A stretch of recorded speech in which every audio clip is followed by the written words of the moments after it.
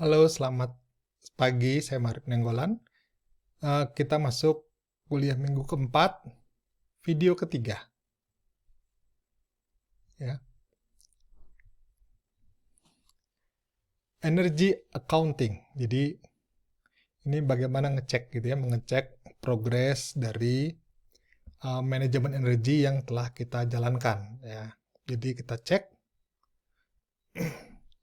Lalu kita membahas energy accounting. Jadi energy accounting itu dan juga tadi monitoring ya. Itu gunanya untuk keep track energy consumption dan cost yang kita keluarkan. Nah, apa yang kita lihat di situ adalah energy use ya, monitoring, energy use record, dan performance measure. Jadi apa yang kita lihat di situ ada 3 ya. Jadi kita punya rekaman terhadap energi yang dipakai. Dari semester ke semester atau kuartal ke kuartal atau tahun ke tahun kita punya datanya. Ya, lalu dari situ kita bisa monitoring ya. Jadi kita bisa monitoring dan juga kita bisa mengukur performansinya.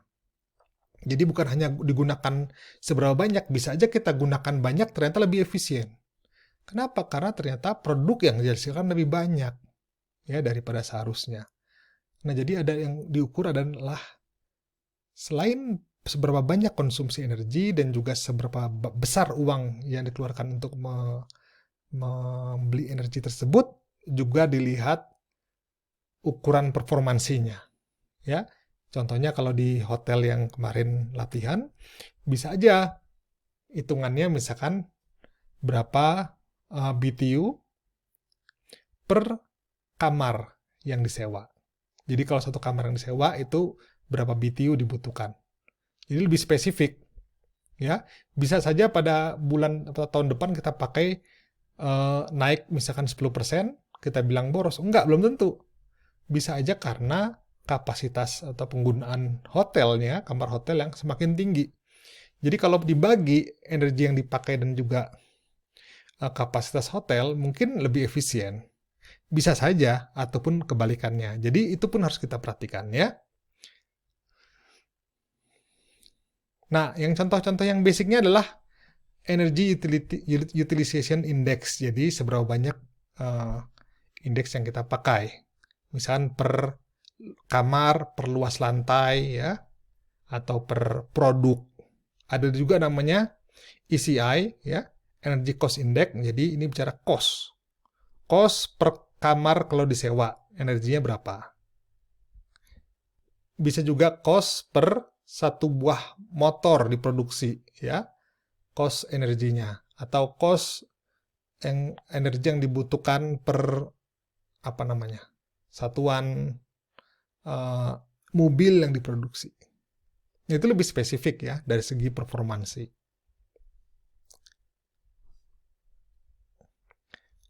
Nah, lalu kita belajar contohnya penggunaan Energy Utilization Index atau EUI ya. EUI itu bisa pakai kilojoule ya, atau BTU atau TOE ya. Misalkan contohnya penggunaan energi pada 1 meter persegi dari lantai ya, luas lantai yang dipakai AC ya, menggunakan air conditioning. Itu berapa sih energi yang dibutuhkan setahunnya? Itu namanya Energy Utilization Index. Bagaimana ngitungnya? Contohnya, kita punya 100.000 luas lantai ya, misalkan di hotel. Lalu menggunakan 1,76 juta kilowatt hour dalam 1 tahun, dan juga 65 juta kubik natural gas setahunnya ya. Jadi pakainya dua pemanas, 2 sumber energi. Tentukan EUI untuk EY gitu ya, Energy Utilization Index untuk kasus ini. Caranya gampang ya. Kita hitung aja penggunaan energi totalnya dalam setahun, yaitu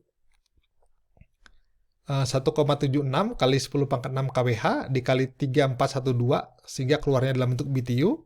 Lalu dikonversi ya, 6,5 juta feet kubik itu dikalikan 1000 BTU. Jadi satu feet kubik itu 1000 BTU, ya. Lalu total energy use-nya dapat 1,25 kali 10 pangkat 10 BTU per tahun. Begitu. Tinggal dibagi dengan luas lantai. Jadi didapat 125.000 BTU per square luas lantai dalam 1 tahun. Apakah bagus? Kita cek dengan standar, ya. Standar, misalkan kita pakai standarnya Amerika. Kita lihat gitu ya.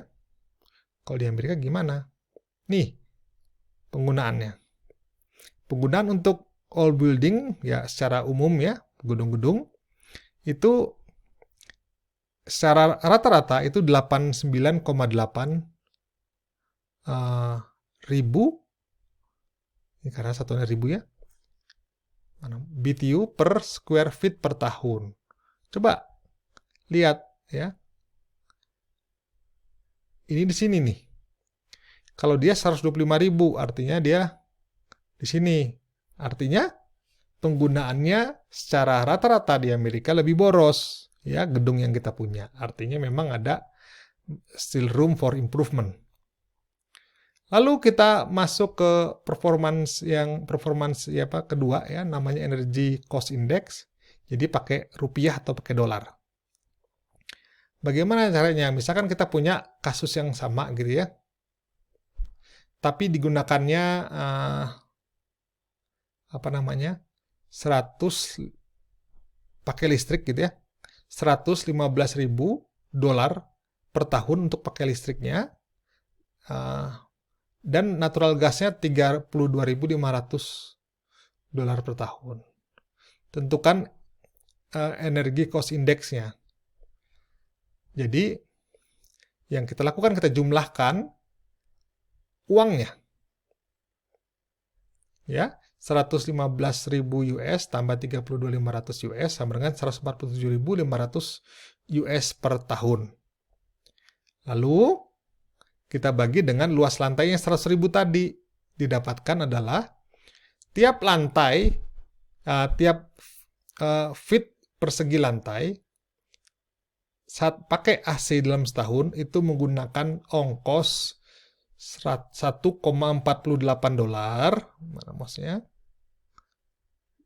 setahun ya.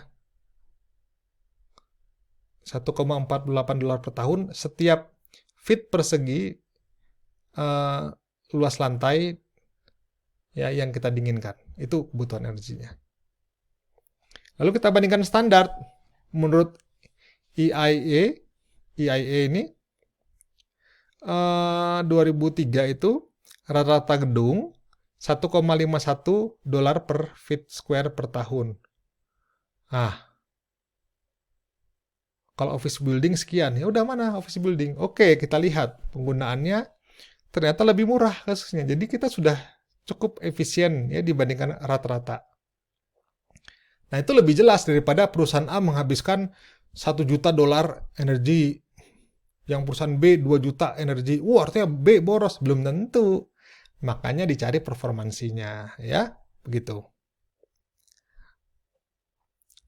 Lalu ada lagi namanya one shot productivity measure. Jadi kita harus ngeceknya pakai grafik atau pakai data time by time. Jadi misalkan kita bandingkan Januari tahun ini dengan Januari tahun depan, atau Januari sekarang dengan Januari tahun lalu. Itu namanya one shot productivity measures ya.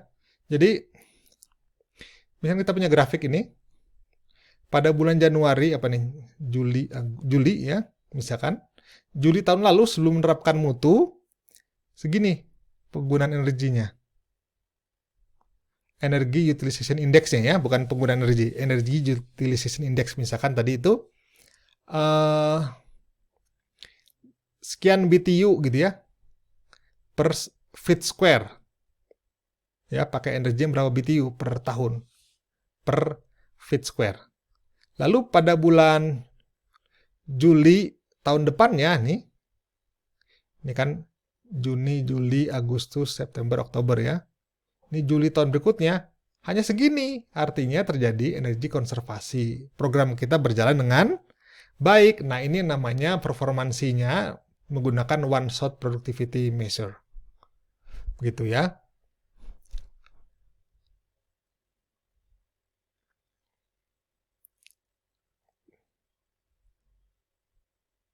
Lalu apalagi indeks yang biasa dipakai? Ada BTU per unit produksi. Jadi misalkan penggunaannya 3 BTU per 1 unit pensil gitu ya. Lebih jelas gitu. Ini nanti bisa kita bahas di kelas. Lalu BTU per degree day. Jadi per degree day ya. Ini BTU per feet square, misalkan luas. Ini kombinasi. Tapi ini kalau kombinasi nanti kita ngebandingkannya lebih sulit daripada yang gampang di atas. Lalu indikator lain yang dipropose gitu ya, misalkan BTU per penjualan, sales dollar ya. Atau dolar energi berapa dolar per sales atau profit atau value added. Lalu BTU per DL. Ya, lalu direct labor gitu ya. Jadi berapa jam.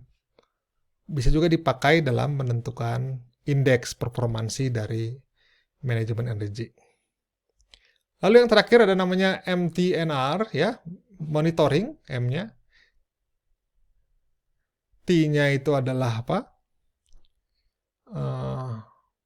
Targeting, dan R-nya adalah reporting. Itu harus menggunakan konsep continuous improvement. Jadi pakai kayak mutu ya. Seperti gimana? Jadi begini. Startnya kita dari monitoring dulu ya. Kita monitor kinerja energi sekarang. Artinya dengan cara mengukur. Oh, kondisi sekarang sekian BTU per produk atau sekian dolar energi per produk. Lalu disimpan dalam bentuk data. Data ya, kita ambil data, lalu kita analisis.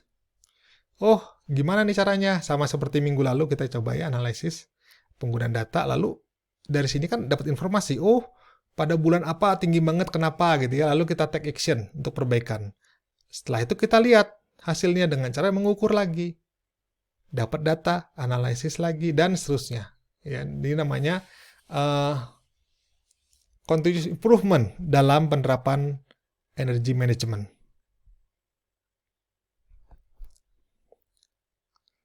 Gitu. Ya. MTNR ini konsisten dengan other continuous improvement teknik di penggunaan mutu ataupun penggunaan manajemen lainnya.